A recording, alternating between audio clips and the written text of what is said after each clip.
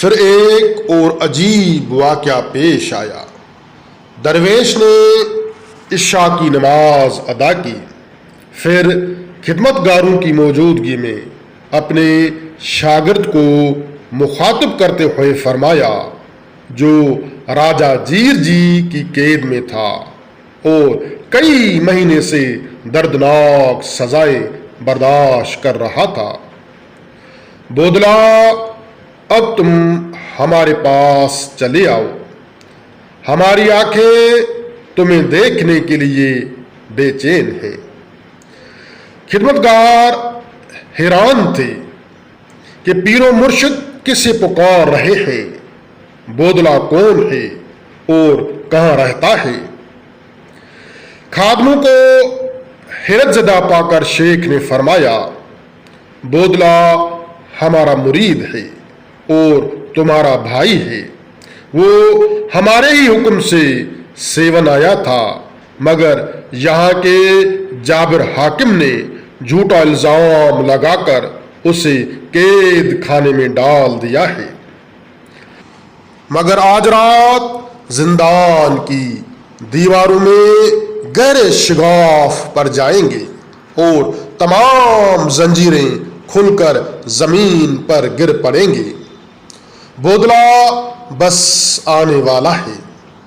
ادھر شیخ کی زبان مبارک سے یہ کلمات ادا ہوئے اور ادھر بودلا کا زخمی جسم اچانک زنجیروں سے آزاد ہو گیا۔ بودلا نے بڑی حیرت سے یہ منظر دیکھا۔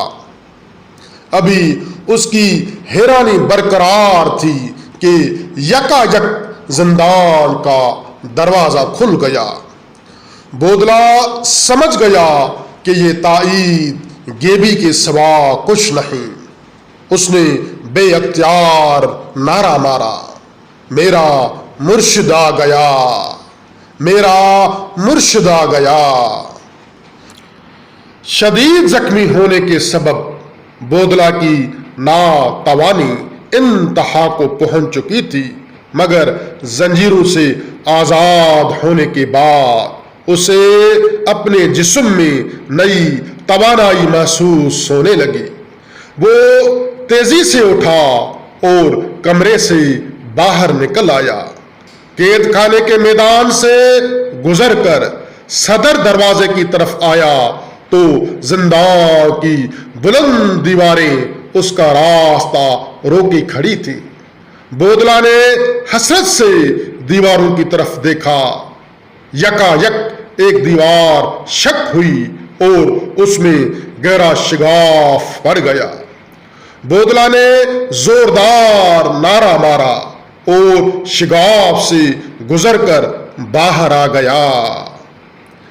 پھر اسے مرشد کی آواز سنائی دی، بودلا اسی راستے پر چلے آؤ، ہم تمہارا انتظار کر رہے ہیں۔ بودلا نے حیران ہو کر چاروں طرف دیکھا، مگر دور دور تک کسی کی موجودگی کے آثار نہیں تھے۔ وہ اپنے مرشد کی آواز کو پہچانتا تھا۔ آخر اسی آواز کے سہارے چل پڑا۔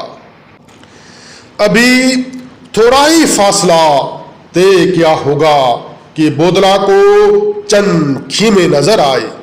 پھر وہ غیر ارادی طور پر ایک خیمے میں داخل ہو گیا۔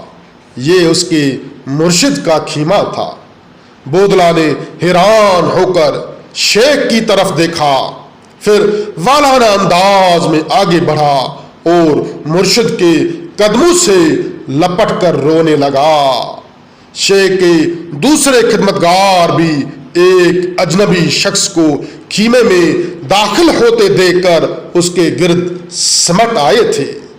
بودلا ہچکچیوں سے رو رہا تھا اور مرشد اس کے جسم پر ہاتھ پھیرتے ہوئے نہایت مشفقانہ لہجے میں فرما رہے تھے، بس تمہاری آزمائش ختم ہوئی، تم سرخرو ٹھہرے اور تمہارے دشمن ہلاکت کو پہنچے۔ خدمتگاروں نے دیکھا کہ اجنبی شخص کے پورے جسم پر زخموں کے نشانات تھے اور جگہ جگہ سے گوشت نچا ہوا تھا۔ شیخ نے اپنے خدام کی طرف دیکھ کر فرمایا، یہی تمہارا بھائی بودلا ہے، اسے حاکم سیون نے ناحق ستایا ہے، انشاءاللہ وہ بہت جلد اپنے عبرتناک انجام کو پہنچے گا۔ پھر دیکھنے والے حیران رہ گئے۔ چند روز میں بودلا کے تمام زخم کسی دوا کے بغیر بھر گئے اور جسم پر چوٹ کا کوئی نشان تک باقی نہ رہا۔ یہ شیخ حضرت قلندر آل شہباز رحمت اللہ تعالی علیہ کی ایک اور کرامت تھی۔